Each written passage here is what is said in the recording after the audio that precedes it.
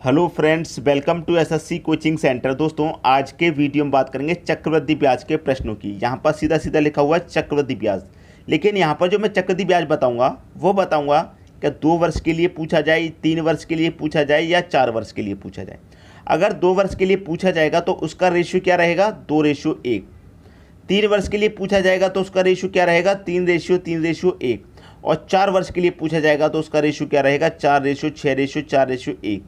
ठीक है, 2 वर्ष के लिए, 3 वर्ष के लिए, 4 वर्ष के लिए। अधिकतर जो प्रश्न पूछा जाता है एग्जाम में वो 2, 3, 4 का ही पूछा जाता है, 5 वर्ष का नहीं पूछा जाता। ठीक है, तो चलिए क्वेश्चन देख लेते हैं जिससे कि अच्छे से क्लियर हो जाए। अब देखेंगे प्रश्न। अगला प्रश्न है, 6,000 रुपये उधार ली गई राशि पर 5% वार्षिक चक्रवृद्धि ब्याज की दर से 2 वर्षों में कितनी हो जाएगी। भाई 6,000 रुपये की राशि 5% की दर से 2 वर्ष में कितनी हो जाएगी, मतलब मिश्रधन पूछ रहा है। तो इसमें हम क्या सीखेंगे, मिश्रधन भी पता करेंगे और चक्रवृद्धि ब्याज भी। कितने वर्ष का पूछा भाई, 2 वर्ष का। तो मैंने 2 वर्ष के लिए अभी आपको क्या रेशियो बताया था, आपको अच्छे से मालूम है, 2:1 बताया था। ठीक है, इतना क्लियर है। अब देखिए दर कितनी है, 5% की दर, रुपये 6,000 है। तो 6,000 का आप क्या करेंगे, 5% निकाल लीजिए। परसेंट का मतलब बटे में 100, 2 जीरो से आपके 2 जीरो कट गए, 6×5 = 30। ठीक है, 6×5 = 30 और 1 ही जीरो मतलब 300। अब देखिए 6,000 का मैंने जब 5% निकाला तो कितना हो गया, 300 हो गया। तो मैं इस 300 को कहाँ रखूँगा, पहले वाले रेशियो के ऊपर। ठीक है, अब मैं 300 का क्या करूँगा, 300 का फिर से 5% निकालूंगा। परसेंट का मतलब बटे में 100, 2 जीरो से आपके 2 जीरो कट गए, 3×5 = 15। अब इस 15 को मैं कहाँ रखूँगा, बाद वाले रेशियो के ऊपर रखूँगा। समझ लीजिएगा प्रश्न को एक बार। रेशियो हमने लिख दिया, जो राशि है उसका जो परसेंट दे रखा है 5% निकालेंगे, 10 दे रखा है 10 निकालेंगे। निकालने के बाद इसके ऊपर रख दिया, पहले वाले रेशियो के ऊपर। ठीक है, जो हमारा निकल के आया था उसका फिर से वही दर निकालेंगे। ठीक है, तो देखिए यहाँ पर निकाल लिया मैंने। अब क्या होगा, 300 का 2 से मल्टीप्लाई करूँगा, ये 600 हो जाएगा। 15 का 1 से मल्टीप्लाई करूँगा, ये 15 ही हो जाएगा। और इसको मैं जोड़ दूँ, 600 और 15 को अगर मैं जोड़ूंगा तो 615 को जोड़ूंगा, ये हो जाएगा 615। तो आपका अगर चक्रवृद्धि ब्याज पूछता है इस प्रश्न में तो चक्रवृद्धि ब्याज कितना था, 615 आपका ब्याज है। लेकिन क्या पूछ रहा है, वो राशि कितनी हो जाएगी। तो राशि हमारी थी कितनी भाई, 6,000 रुपये थी। 6,000 रुपये राशि थी, उसमें मैं ब्याज जोड़ दूंगा तो पता चल जाएगा कितनी हो जाएगी। तो ब्याज मेरा कितना है, 615। तो इसमें मैं क्या करूँ, ब्याज और जोड़ दूँ, 615 रुपये, पता चल जाएगा। तो 6,615 हो जाएगी। कितनी, 6,615 ये हो जाएगी राशि 2 वर्ष में। ब्याज मुझे पता चल गया कितना, लेकिन राशि पूछी गई है कितनी हो जाएगी, 6,615। डी ऑप्शन बिल्कुल सही। अगर आपसे यही पूछा जाता कि ब्याज कितना है तो 615 ब्याज है, बस 615 आंसर हो जाता। बात क्लियर है सभी को। अब देखेंगे अगला प्रश्न। अगला प्रश्न है, 4,000 रुपये राशि पर 10% वार्षिक दर से 4 वर्ष का चक्रवृद्धि ब्याज क्या होगा। कितने वर्ष का भाई, 4 वर्ष का पूछ रहा है।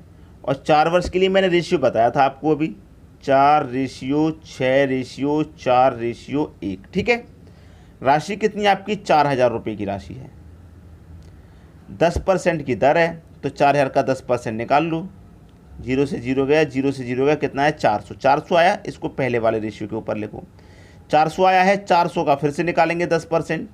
ठीक है, फिर से 10% निकालेंगे, 2 जीरो से 2 जीरो गए, 4×40 कितना आ गया भाई, 40। इस 40 को फिर दूसरे वाले रेशियो के ऊपर निकाल रख देंगे। 40 का फिर से 10% निकालो। ठीक है, 4×1=4 आ गया। इसको कहाँ निकालो, तीसरे वाले रेशियो के ऊपर। 4 आया है, 4 का फिर से 10% निकालो। ठीक है, 0 से 0 गया, 10 से 4 में डिवाइड देंगे, 10=4 आ जाएगा। इसको कहाँ रखेंगे, लास्ट वाले के ऊपर। अब वही करेंगे, 400 का मल्टीप्लाई 4 से करेंगे, 400 का मल्टीप्लाई 4 चौके 1600 हो जाएगा। ये 1600 प्लस 6 चौके 24 मतलब 240 हो जाएगा, प्लस 4 चौके 16 प्लस 10.4 का मल्टीप्लाई 1 से करेंगे तो 10.4 ही रहेगा। ठीक है, सभी को जोड़ देना है। 1600 में 240 जोड़ूंगा, 1840।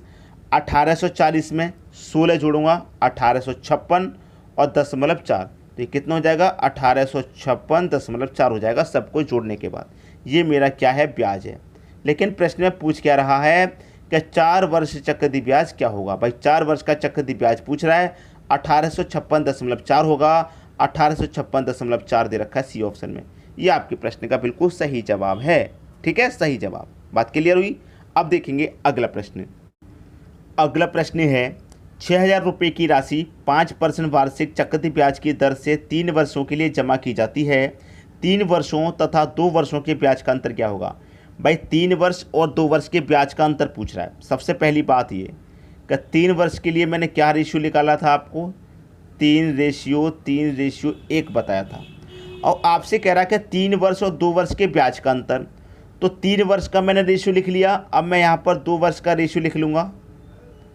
2:1 होता है और दोनों का मैं क्या कर दूँ? अंतर कर दूँ, क्योंकि अंतर ही तो पूछ रहा है। तो 3 में से 2 जाएगा 1, 3 में से 1 जाएगा 2 और यहाँ पर 1, तो 1:2:1 आ गया अंतर। मैंने पहले ही क्या किया? 3 वर्ष के 2 वर्ष के रेशियो का अंतर कर लिया, क्योंकि अंतर मैंने कर लिया है। यहाँ पर अंतर पूछ रहा है ना, 3 वर्ष और 2 वर्ष के ब्याज का अंतर, तो मैं रेशियो का अंतर कर लूँगा पहले, अब ब्याज का अंतर पता लग जाएगा। ठीक है, राशि कितनी भाई मेरी? 6,000। 6,000 का 5%, ठीक है, कितना होगा? 6×5 = 30, 300 होगा। 300 मैं कहाँ रखूँगा? पहले वाले रेशियो के ऊपर, यहाँ 300। ठीक है, अब 300 का फिर से मैं क्या करूँगा? 5% निकालूंगा। ठीक है, 2 0 से 2 0 गए, 3×5 = 15, 15 कहाँ रखूँगा? इसके ऊपर। ठीक है, अब 15 आया है, 15 का फिर से मैं क्या करूँगा? 5% निकालूंगा। ठीक है, 15 का फिर से मैं 5% निकालूंगा, तो देखिए कितना निकल के आएगा।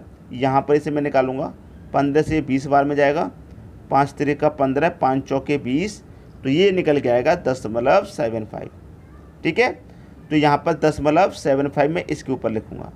ठीक है, अब देखिए 300 का मल्टीप्लाई 1 से करूँगा 300, 15 का मल्टीप्लाई 2 से करूँगा 30 और 10.75 का मल्टीप्लाई 1 से करूँगा तो 10.75 ही रहेगा। अब सबको मैं यहाँ जोड़ दूँ, 300 में 30 जोड़ेंगे, 330.75, 330.75, ये आपका आंसर हो जाएगा। ब्याज का अंतर निकल के आ गया हमारा 330.75। 330.75 दे रखा सी ऑप्शन में, ये आपकी प्रश्न का सही आंसर है। भाई आंसर तो सही निकल के आएगा, क्योंकि 3 वर्ष और 2 वर्ष के ब्याज का अंतर पूछा। मैंने 3 वर्ष का और 2 वर्ष का रेशियो का अंतर पहले ही कर लिया, तो सही आंसर आएगा।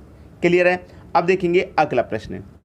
अगला प्रश्न है अर्धवार्षिक रूप से संयोजित 10,000 रुपये का 4% वार्षिक दर से 2 वर्ष का चक्रवृद्धि ब्याज क्या होगा?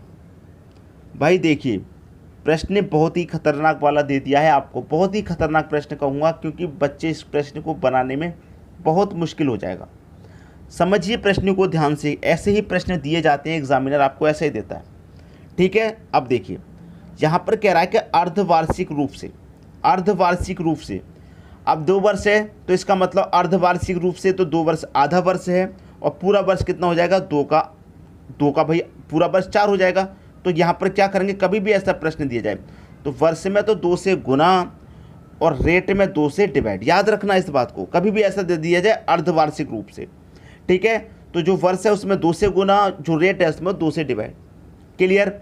अब 2 से गुना करूंगा, 2 दूनी का 4 हो जाएगा, इसका मतलब 4 वर्ष के लिए प्रश्न हो जाएगा, और 4 वर्ष का प्रश्न हो जाएगा। तो 4 वर्ष के लिए क्या रेशियो होता है? 4:6:4:1 होता है।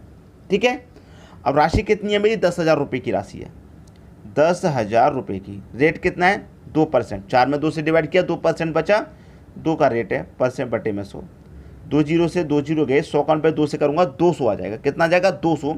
तो 200 में कहाँ रखूँगा? पहले वाले रेशियो के ऊपर। ठीक है, अब 200 का मैं फिर से क्या करूँगा? फिर से 2% निकालूंगा।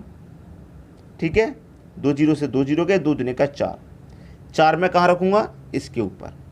अब 4 का फिर मैं क्या करूँ? फिर से 2% निकालूँ, 4 का मैं फिर से 2% निकालूंगा, तो 4 दूनी का 8, 8 में 100 से डिवाइड करूँगा, 0.8 हो जाएगा। तो ये हो गया। ठीक है, अब इसका फिर से मैं क्या करूँ? फिर से मैं 2% निकालूंगा, तो किसका कितना हो जाएगा? 10.0016 हो जाएगा। ठीक है, कर लीजिए। 2 का मल्टीप्लाई 4 से करूँगा 800 प्लस 6 चौके 24 प्लस इसका मल्टीप्लाई इतने से करूँगा तो ये हो जाएगा 4 8 32, मतलब 10.32 प्लस इसका मल्टीप्लाई 1 से करूँगा तो यही रहेगा 10.0016। अब मुझे क्या करना है? सभी को जोड़ना है।